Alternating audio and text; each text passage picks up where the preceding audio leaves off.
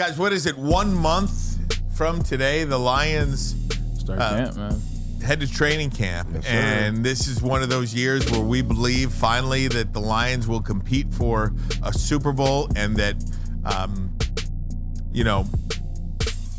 based on what we've seen over the last year and a half, we think that is something that is an actual realistic goal. And it starts with players, and it starts up front.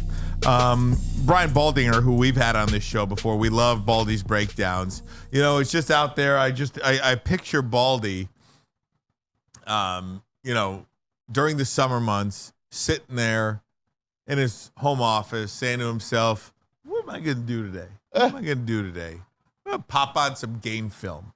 I'm going to pop on the film.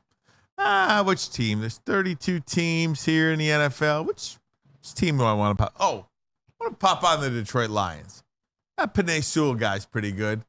Let me put a little Penei Sewell in there. I believe that I would pay major StubHub prices to watch Penei Sewell do just about anything. Like, how many guys are this big, powerful, and can run that fast? Like, you watch him against Montez Sweat right here. He takes Montez Sweat at 6'6", 275 pounds, and he puts him on one leg. Like, look at that back right there.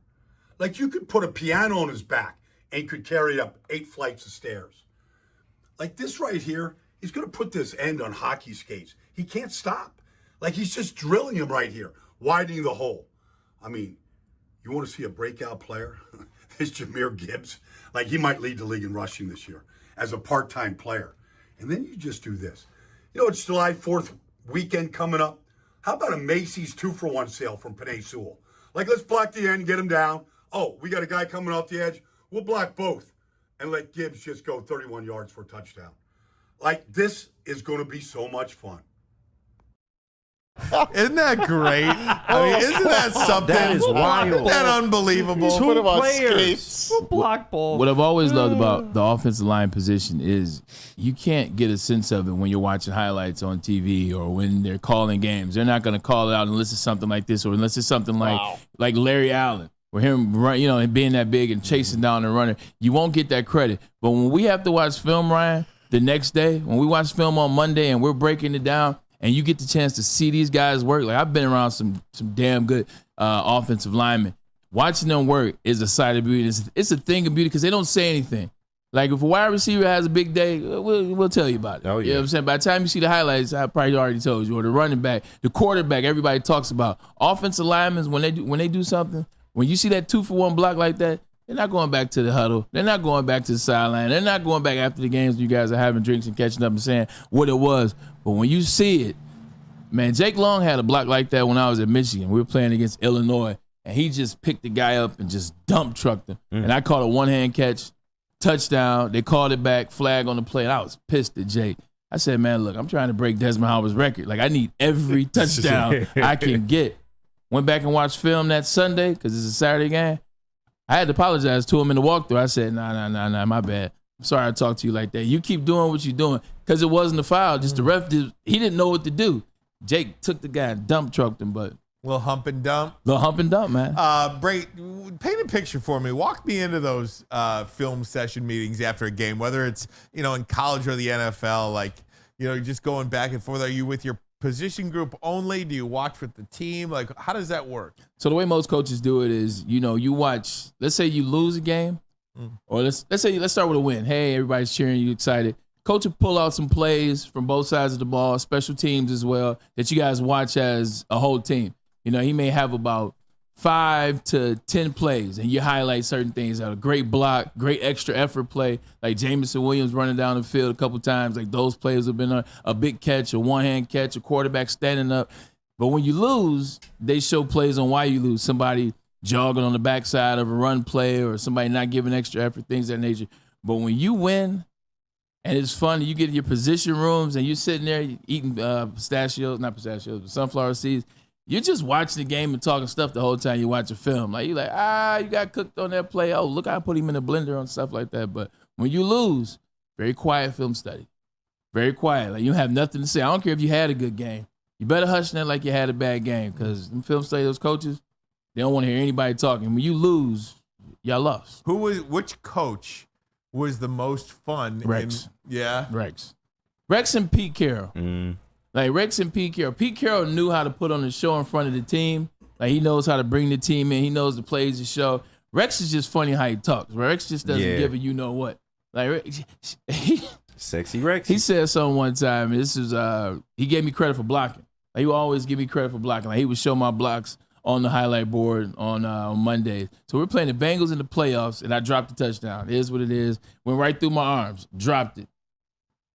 So he stands up in front of the meeting room, and he shows a play where I got a major block. I knocked their safety out, and Sean Green had a 50-yard gain or a 44-yard gain, something like that. He said, now, we got a guy giving extra. He doesn't give a you-know-what. Look at this defender. He's about to pull his ass to his back. Watch the film. You see me knock a guy out. And then in that very same instant, Ryan, he's like, but hold on. But that same guy, he can't catch worth a damn. Put that on. And I dropped the pass. He's like, shh, you can block, but you can't catch. We might need to move you to tight end. But it's just Rex. God. Like, he can say whatever. That's and awesome. It's like, it's well received. That was great. That's so great. One of my all-time faves. Yeah, absolutely.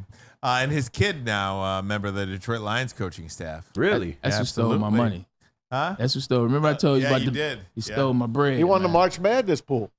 I won the bowl game stuff. Yeah, bowl and it was supposed to be games, that one was it. person, but when he found out his son, who would have been their second entrant, you're supposed to only get one entrant. Yeah. Yeah. But it's the same household. That's two entrants. Yeah. When his son wasn't winning, he made it top three.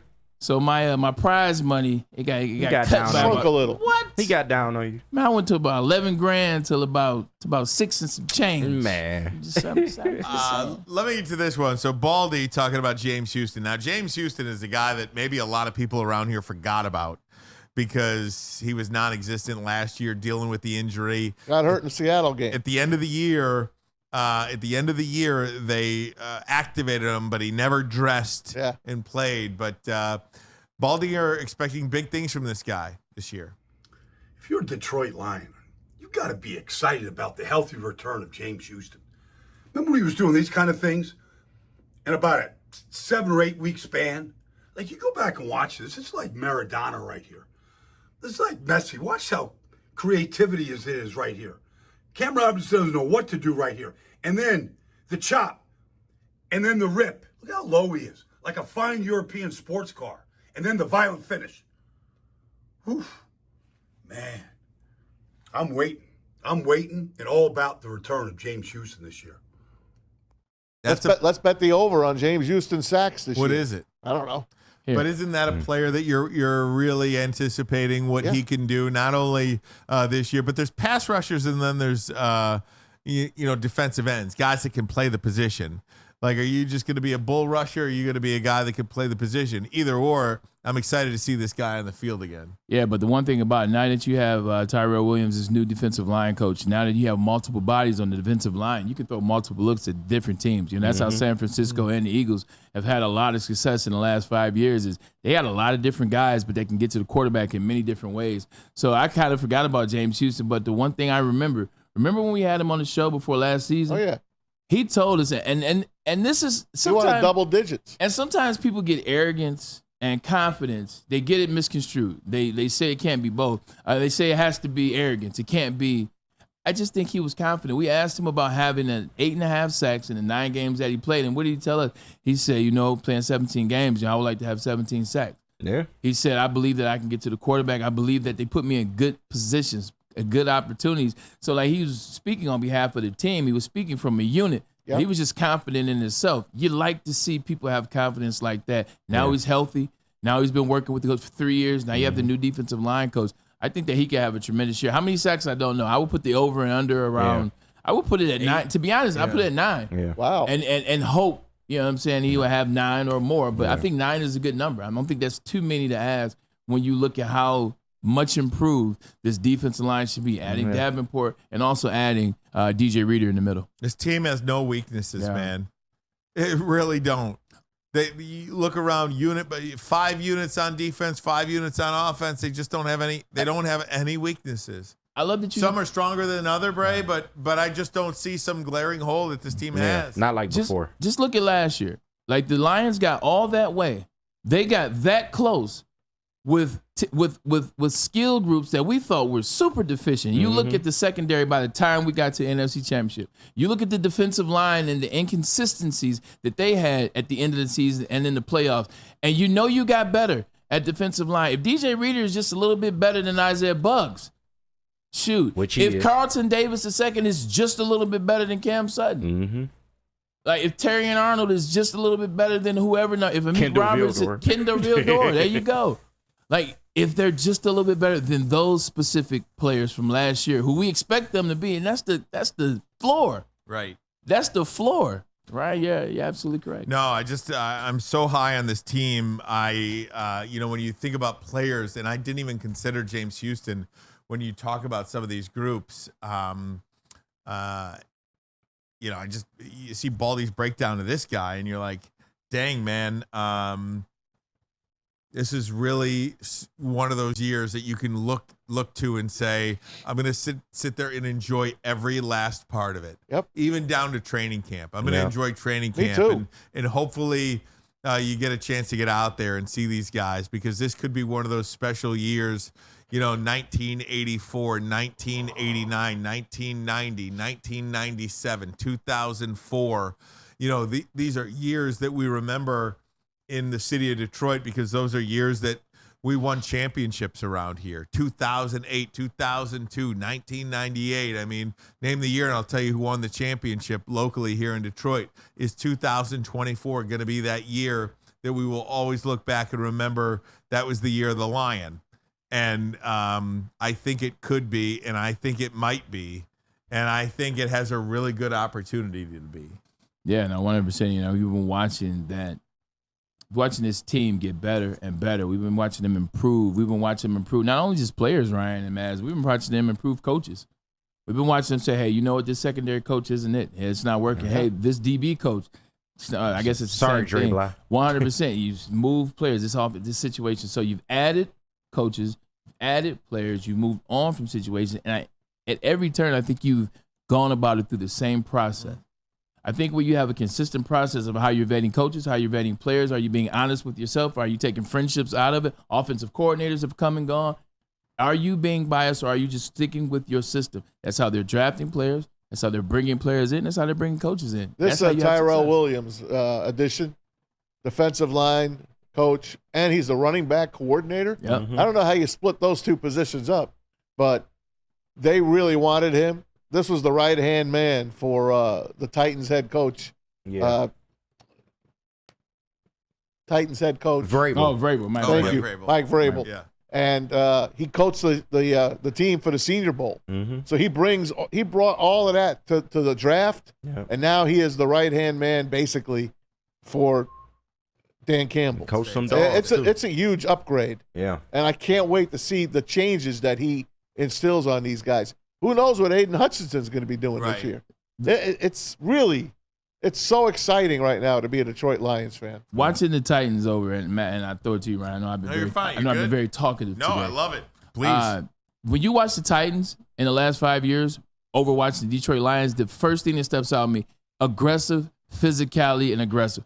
Like that Titans team, Simmons on that offense, defensive line, those defensive lines that he had in the last 4 or 5 years. Danico Autry. I know one. Like they were aggressive, they were attacking, they were menacing defensive line. Where you looked at, it, you like, man, that's a tough defensive line to go against. Like you're gonna feel that game the next day.